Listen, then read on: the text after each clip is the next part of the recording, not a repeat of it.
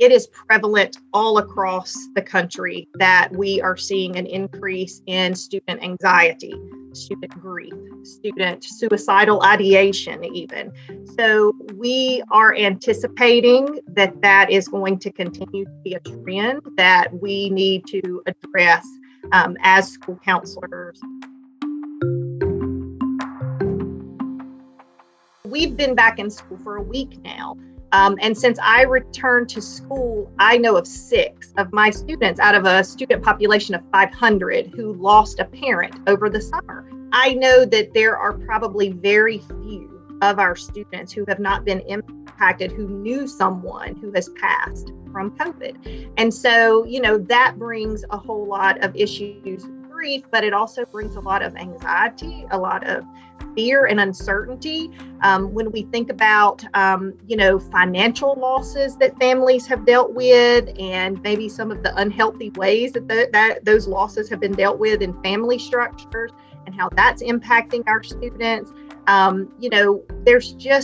it's a multi-layered issue. So one of the things that we try to do always, but we're definitely trying to do this year, is make sure that we are training our faculty and staff on grief, on being trauma informed, understanding that the students who we had in, February or March of last year are not the same students coming back into our buildings, but we also want to make sure that our faculty and staff, our administrators, that everybody is trained to identify students who may be showing warning signs of grief or trauma, and that they understand that we need to provide an environment that is safe and nurturing, and that our expectations have got to be in line with the reality of the society and the world that we're living in right now.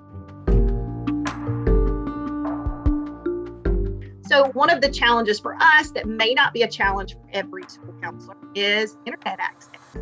So when our students are necessitated to be at home, whether that's a quarantine or whether we find ourselves where the whole school has to shift to virtual, we have the vast majority of our students who do not have reliable internet access. That is an issue of equity and access in education that we're continuing to try and overcome depending on where we may be practicing as a school counselor. If I have to say, as a school counselor, one of the things that really presents a challenge to us is that most school counselors do not have the benefit of having a student to school counselor ratio that's in line with what the American School Counseling Association recommends, which is 1 school counselor for every 250 students. We give it our very best effort, but it's not the best practice for our students. If ever we needed more school counselors in schools to address these needs for students, it's now.